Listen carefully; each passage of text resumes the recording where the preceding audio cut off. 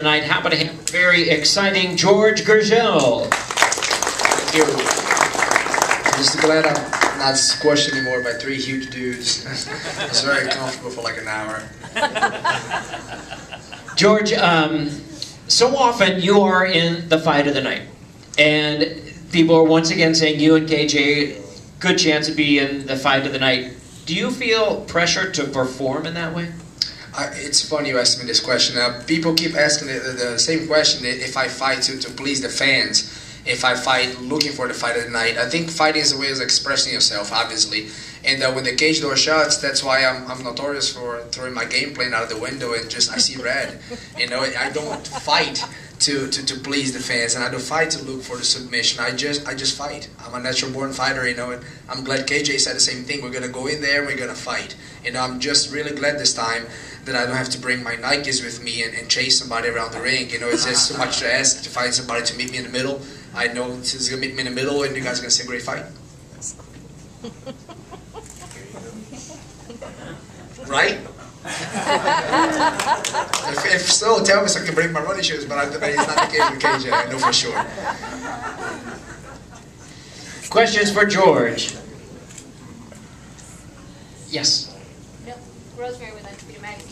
Knowing the well-rounded athlete that Coons is, how are you preparing yourself for it? How mentally and physically? What area you done your training on? First, I'm really grateful for the opportunity. You know, I just like to fight real fighters. You know, there's with the growth of the sport, we see there's less and less sticking around nowadays. People that everybody just wants to fight for a free tap-out shirt and to get laid at the end of the night. You know, and he comes from it's the truth. He comes from a fighting family. He's been fighting since he's 6 years old, and he's a true fighter. You know, I prepared him. He's got a great background in Muay Thai. He's got a great boxing career. He's got very unorthodox, very good footwork, and he's definitely not stupid. He's been working his ground game in wrestling. So I'm fighting definitely the #1 contender. You know, it's undertoned, but it's noted and noticed by everyone that KJ was brought to Strikeforce to fight for the title as the #1 contender, and he agrees. And the fight, whoever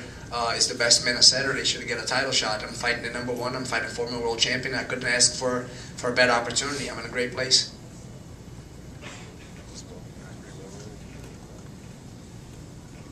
Next question for Jorge. Yes.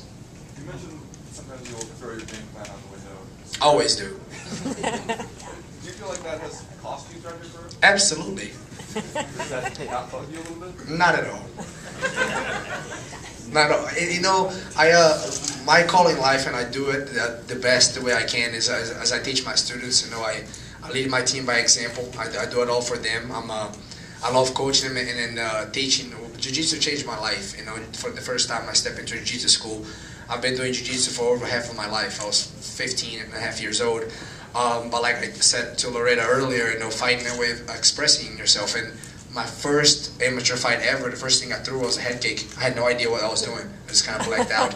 So it definitely has cost me. I really think, and I'm sure of it, in no disrespect to my previous opponents, but the only true loss that I really believe I lost to a better fighter that night was my first professional loss to Imanari, because I was conceited. I was 10-0, and I'm like, there's no way a 5'4" little Japanese is gonna submit me, and he broke my knee in like 7 different places. All the other guys is me chasing guys. I fought world class Mark Hominick and Evangelista, and they ended up running away and avoiding the fight. So, like one of those guys mentioned, you know, it doesn't. KJ actually mentioned, he knows Jiu-Jitsu and wrestling. Just because he doesn't show in his fights doesn't mean he doesn't know it. You know, I did have opportunity to show my Jiu-Jitsu. I just didn't think about it all the time. But I don't kiss and tell. Maybe you guys see some Saturday. Maybe you won't. I don't know. You mentioned how you like coaching. You like to lead your team by example. What would you say to one of your fighters who consistently lead the team?